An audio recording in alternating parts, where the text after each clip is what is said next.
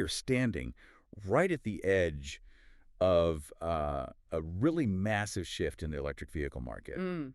For the last decade or so, the whole EV conversation was really about early adopters. Mm. People with high incomes willing to pay a premium. Right, the tech enthusiasts. Exactly. Yeah. But that era is over.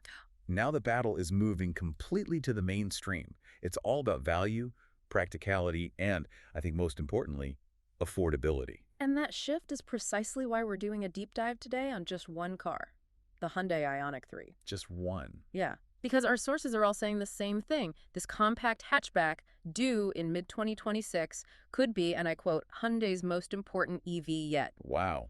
That's a huge claim. I mean, Well, after the Ioniq 5 and 6. it's an enormous claim, and it really underscores this huge strategic pivot that Hyundai is making. So why is this one small car carrying, the weight of the company's entire global future? That's the mission. Our mission today is to figure out exactly why the Ioniq 3 is so critical for Hyundai, especially in Europe, and to pull out every key bit of info we have on its design, its specs, and some really interesting technical trade-offs. All based on that Concept 3 preview. Okay, let's unpack this. So to really get the Ioniq 3, you first have to look at the global EV market, which is, well, it's cooling off a bit. Hyundai's initial strategy with the eGMP platform was, it was brilliant.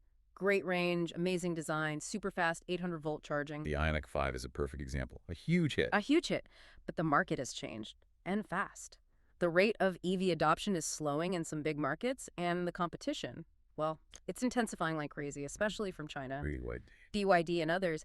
And that pressure, that competition, it's not just on the showroom floor. There's a geopolitical angle, too. Right, which is hitting their bottom line hard, Yeah. especially in the U.S. It absolutely is. One of the biggest things our sources point to is trade policy. Yeah. That 15% tariff on cars imported from Korea into the U.S. It's like a financial vice. So even with their U.S. factories, key models still get hit with that. Exactly. And it just squeezes their margins in what's supposed to be a really profitable market. It makes it so much harder to compete on price. So if the U.S. market is getting tougher and buyers there want huge SUVs anyway, You have to pivot. Hyundai has to focus on where compact cars and high volume are still king. And that, of course, brings us straight to Europe. Precisely. Europe is the #1 target for the Ioniq 3. Demand for compact EVs there is still really strong. And the slowdown isn't as pronounced over there. Not to the same extent, no. So this car is basically custom built for European cities, for European buyers. It needs to be a massive high-volume success, not just in the EU, but even back home in South Korea, where Chinese competition is getting really intense. Which puts the Ioniq 3 in a pretty tough fight, doesn't it? Oh, a brutal fight. You're talking about going head-to-head with the new Volkswagen ID.2 or ID Polo. A huge name with a lot of loyalty.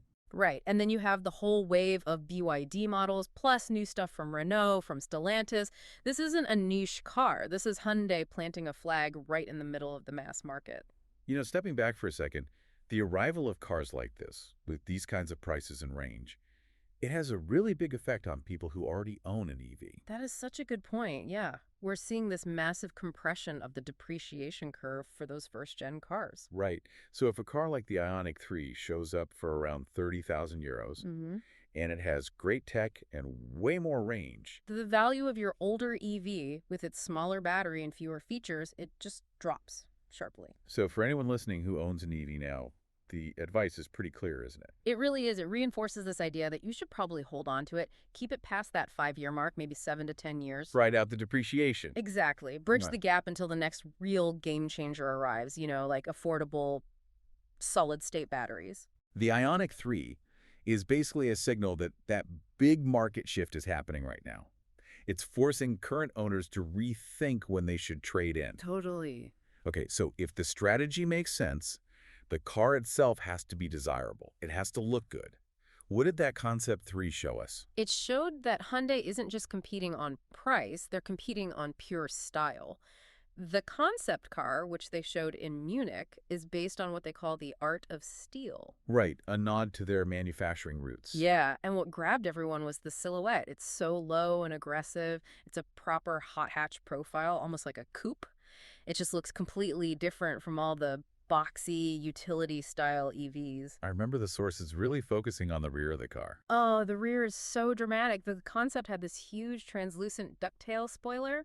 You know, the kind of thing you'd expect on a high-performance sports car? Not a compact hatchback. Not at all. And it keeps Hyundai's Pixel light signature, which is becoming really recognizable. Okay, but let's have a reality check here.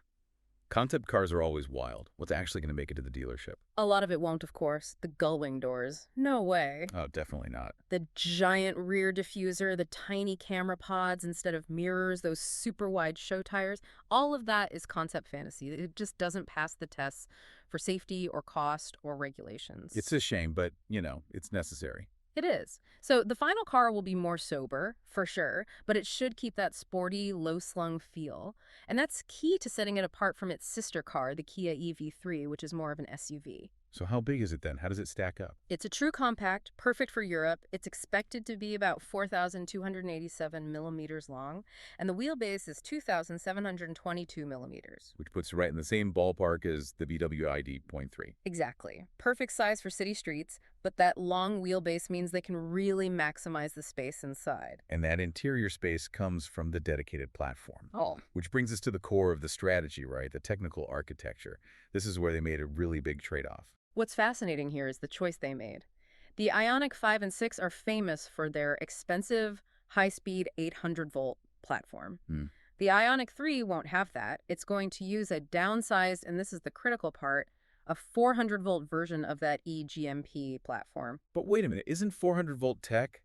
Isn't that yesterday's news? Why would they go backwards? That's the strategic brilliance of it. That 800-volt system is expensive. It needs really complex power electronics, thicker wiring. It's a lot. Okay. By dropping back to the proven 400-volt standard, they slash component costs right across the board. And that is how they can target that 30,000 euro price point and still make money. So they're sacrificing maybe, 10 or 15 minutes at a fast charger on a long trip? Something like that. They're trading maximum charging speed for massive cost savings, which is everything in this part of the market. And crucially, they did not compromise on the one thing mainstream buyers care about most. Range. Range. They're apparently using the same battery strategy as the Kia EV3, and the numbers are really impressive. They are. This is how they compensate. They save money on the voltage, and they plow it into battery capacity. We're expecting two options, a standard range with a 58.3 kilowatt-hour pack. Which should get you about 260, 270 miles of range. About that on the WLTP cycle. And then there's the long-range version with a huge 81.4 kilowatt-hour pack. And that one is projected to deliver an outstanding 365 to 375 miles. 375 miles in a compact, affordable 400-volt car. That just changes the entire conversation, doesn't it? It completely changes it. It shows that you don't need the most expensive tech to solve range anxiety. Right. And performance-wise, it's not a sports car, but it's not slow either. No, it's about practicality. A single front motor, 201 horsepower. It'll do 0 to 62 in about 7.5 seconds, which is perfectly quick for a family hatchback in Europe. And they're including some really useful features as standard, which adds to that value proposition. Absolutely. Vehicle to load, or V2L, is expected to be standard. The bidirectional charging. Yes, which basically turns your car into a giant mobile power bank. You could run power tools, camping gear, even power some things in your house during an outage. That's a real tangible value for an owner. Speaking of performance, that Concept 3 was so aggressive.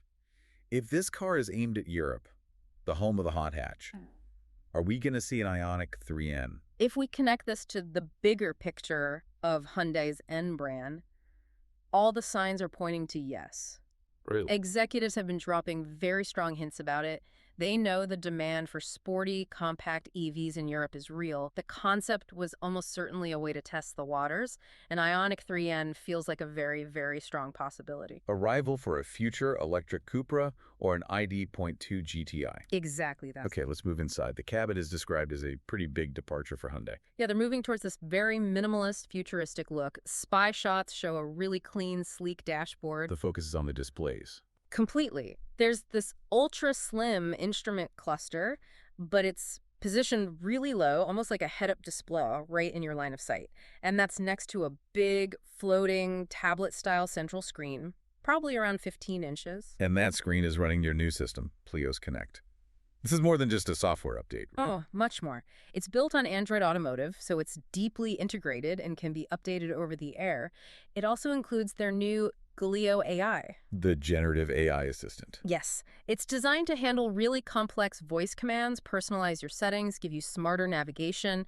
Our sources also say it's highly likely it will support Apple CarPlay Ultra, which would be a huge deal. But, and this is a big but, Yeah. in a very welcome move, Hyundai is apparently keeping some physical controls. This is a huge win for drivers. They are deliberately going against the trend of burying everything in a touchscreen. Thank goodness. The Ioniq 3 is expected to have a dedicated row of physical switches and knobs just for the climate controls right below the screen. It's just so much safer and easier to use while you're driving. And because of that dedicated EV platform, we know space is going to be a big selling point. That long wheelbase on a flat floor just opens up the cabin. They've maximized it for passenger comfort. You get better legroom in the back and probably a huge open storage console between the front seats, the kind of thing you just can't get in a gas-powered car of this size. Okay, let's wrap up with the market position.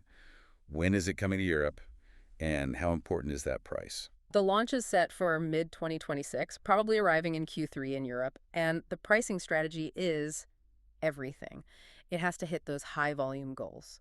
So the target is around 30,000 or well under 30,000 pounds in the UK. Which puts it right underneath the current Kona Electric. Deliberately to capture that entry-level mass market buyer. And what about the US? It sounds like this car just isn't coming to America. The speculation is very strong that it won't be sold in the US. Between the tariffs we talked about and just the fact that American buyers want bigger vehicles, it just doesn't really fit their strategy over there. This car is a strategic weapon for Europe and other global markets. So if we connect this all to the bigger picture, the Ioniq 3 isn't just another car. It's Hyundai's main strategic play. It's a beautifully designed move. They're dominating the compact market by using cost-efficient tech, that 400-volt system, while at the same time killing range anxiety with that huge 375-mile battery. It really does change the blueprint for how you compete with VW and BYD, doesn't it? It does. It shows Hyundai is willing to give up a little bit of charging speed to win on accessibility, design, and most importantly, range. Here's where it gets really interesting. The Ioniq 3 proves you can get nearly 375 miles of range in an affordable, mass-market car using older, cheaper 400-volt tech. You don't need the expensive 800-volt system. And that raises a really important question for you and for the whole industry. In this race for mass EV adoption, is it more important right now to prioritize affordability and class-leading range? Or is it more important to have the absolute fastest charging speeds? And for most drivers who maybe fast charge only a handful of times a year, the data Hyundai is betting on suggests the answer is unequivocally yes. It's range and price. Thank you so much for joining us for this deep dive into the Hyundai Ioniq 3. This car really does feel like a turning point. It's a shift from building EVs for early adopters to building them for absolutely everyone. We hope this gave you a clear, simple look at why this little car is making such huge waves even 2 years before it launches. Yeah, it's definitely one to watch. Make sure to follow the channel, and please join us again soon for another customized exploration of complex topics.